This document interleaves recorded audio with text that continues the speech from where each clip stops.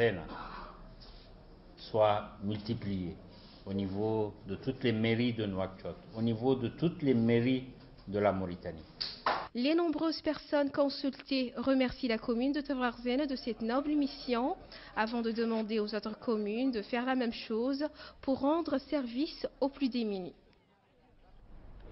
Les travaux d'une journée de sensibilisation sur la santé et la sécurité professionnelle au profit de 120 représentants des employeurs et syndicats des travailleurs du Terrisse Zemmour ont débuté mardi à Zouérat. Le wali adjoint, wali par intérim du Terrisse Zemmour, s'est félicité des pas franchis par la médecine du travail en Mauritanie, aussi bien au niveau de la modernisation des équipements que la qualité des présentations sanitaires. Il a aussi précisé que cette rencontre contribuera à la diffusion de la culture sanitaire chez les employés de Zouérat.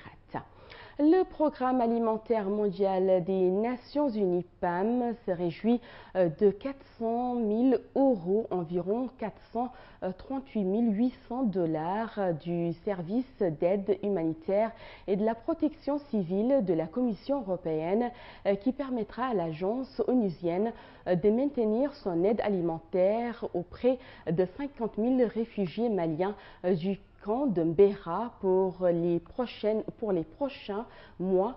Cette importante contribution arrive à un moment critique. Elle permet au PAM de mobiliser un stock de 270 tonnes de riz et 72 tonnes de légumineuses pour maintenir en partie son assistance alimentaire aux réfugiés maliens du camp de Mbera. Et puis place à l'actualité internationale en bref et en images avec Mohamed Yahya Abdelwadoud.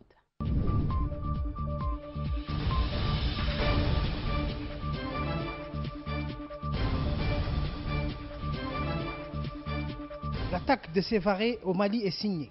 Un cadre terroriste proche du prédicateur terroriste radical malien Amadou Koufa et ex-combattant dans une unité de l'Algérien Mokhtar Belmokhtar a revendiqué mardi 11 août l'attaque d'un hôtel de la ville il y a quelques jours.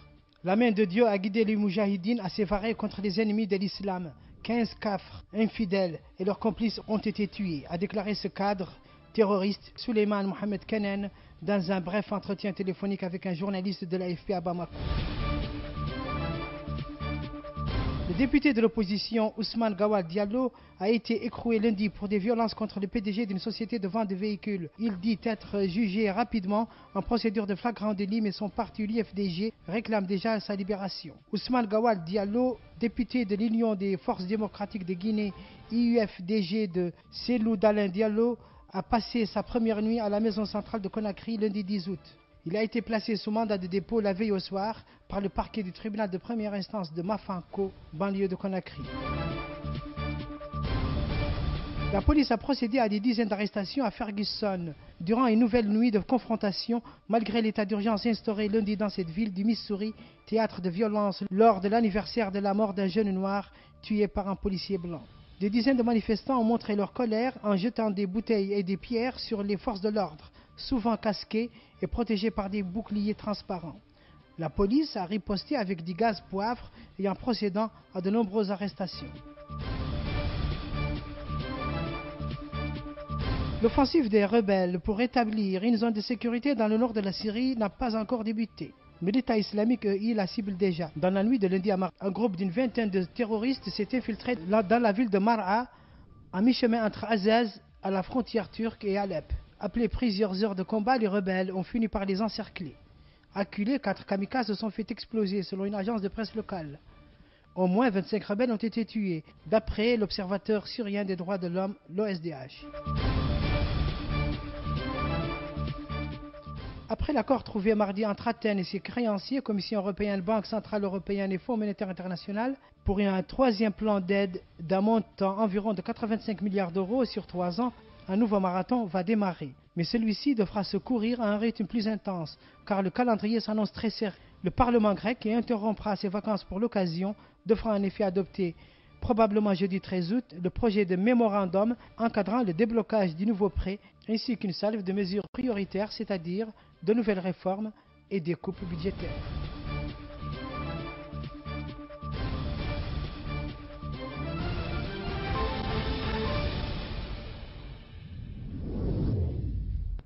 Et puis du sport dans cette édition, Babacar Nam signe la page sportive de ce journal.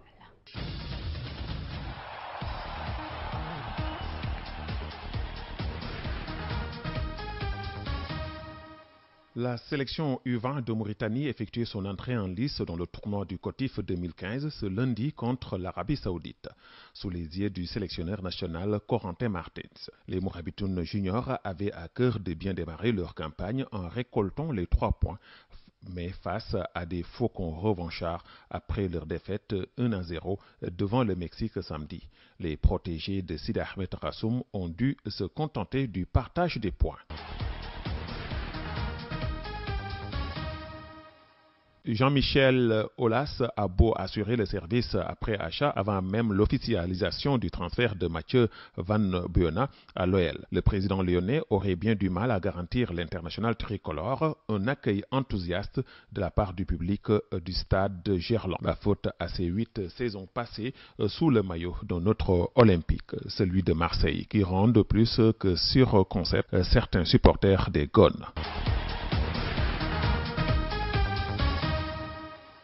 Après la qualification de Gilles Simon un peu plus tôt dans la journée face à un autre Italien, Andreas Seppi, 6-2, 6-4. Gaël Monfils était le deuxième Français en lice ce lundi sur les cours de la Coupe Roger, le Master 1000 de Montréal. Et là aussi, le Français, dont c'était la première apparition sur le circuit depuis sa demi-finale jouée et perdue sur terre battue à Omagh le mois dernier, a eu raison d'un transalpin en la personne de Fabio Fognini, le très fantasque 27e jour mondial qui restait pourtant sur une finale à Hambourg perdue face à Rafael Nadal, mais également un quart de finale à Zitboel, là aussi sur terre battue.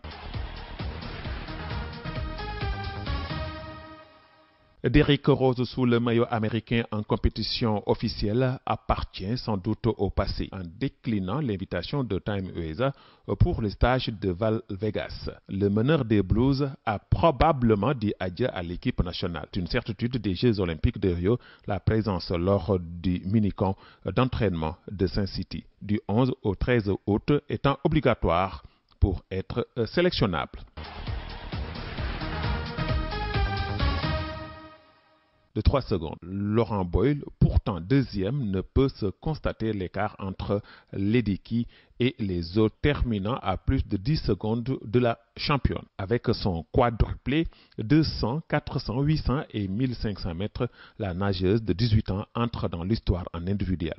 Jamais un tel quadruplé n'avait été réalisé lors de championnats du monde.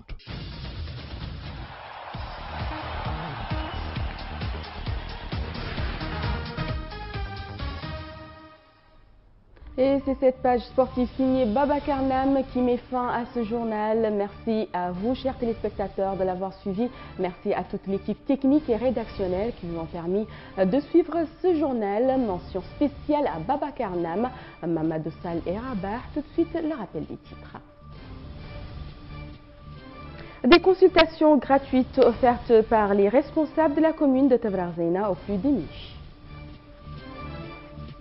La coalition des partis de la majorité réitère son attachement au dialogue.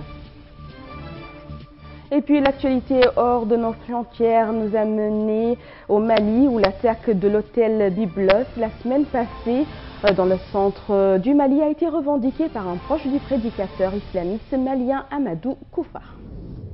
Passez un excellent moment en compagnie du programme d'Al Wataniya TV.